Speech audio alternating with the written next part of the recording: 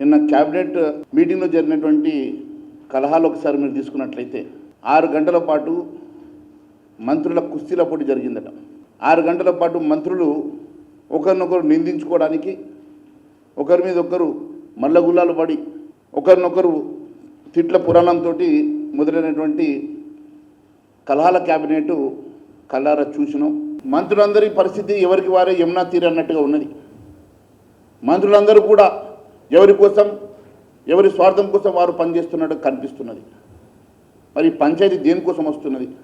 Cabinet కలహాల meeting లోపల ఒక పెద్ద మంత్రికి ముఖ్యమంత్రికి మధ్యలో వాగ్వాదం జరిగినట్లు, ఇంకొక మంత్రికి ఇంకొక సీనియర్ మంత్రికి మధ్యలో వాగ్వాదం జరిగినట్టుగా మరి కథనాలు చూస్తున్నాం. ఇదంతా దేనికోసం వచ్చింది అంటే ఇరిగేషన్ ప్రాజెక్టులో రివైజ్ ఎస్టిమేషన్ అంశంలో కానివ్వండి, ఫండ్స్ అలొకేషన్ విషయంలో కానివ్వండి, చాలా అంశాల విషయం లోపల వారి మధ్యలో మరి కలహాలు వచ్చినట్టుగా చాలా స్పష్టమవుతున్నది.